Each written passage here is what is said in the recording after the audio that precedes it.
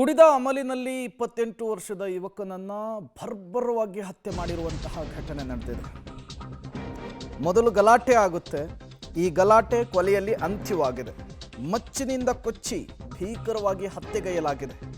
ಮಾಗಡಿ ಮೂಲದ ವಿಜಯ್ ಕೊಲೆಯಾದಂತಹ ಯುವಕ ಅನ್ನೋದು ಗುರುತಿಸಲಾಗಿದೆ. 28 ವರ್ಷದ ವಿಜಯ್ ಭರ್ಬರವಾಗಿ ಹತ್ಯೆಗೀಡಾಗಿದ್ದಾರೆ. ಮಾದನಾಯಕನಹಳ್ಳಿಯ ಕಡಬಗೆರೆ ಕ್ರಾಸ್ ಬಳಿ ನಡೆದಂತಹ ಡೆಡ್ಲಿ ಮರ್ಡರ್ ಇದು. 3-4 ಜನ ಸೇರಿ ಎಣ್ಣೆ ಪಾರ್ಟಿ ಮಾಡ್ತಾ ಇರ್ತಾರೆ. ಈ ಸಂದರ್ಭದಲ್ಲಿ ಗಲಾಟೆ ಆಗುತ್ತೆ. ಈ ಗಲಾಟೆ ವಿಕೋಪಕ್ಕೆ ತಿರುಗಿ ಮಚ್ಚಿನಿಂದ ಕೊಚ್ಚಿ 28 ವರ್ಷದ ವಿಜಯ್ನನ್ನು ಅತ್ಯಂತ ಭರ್ಬರವಾಗಿ ಹತ್ಯೆಗೈಯಲಾಗಿದೆ. ಮಾದನಾಯಕನಹಳ್ಳಿ ಪೊಲೀಸರು ಸ್ಥಳಕ್ಕೆ ಭೇಟಿ ಕೊಟ್ಟು ಪರಿಶೀಲನೆಯನ್ನು ಕೂಡ ನಡೆಸಿದ್ದಾರೆ.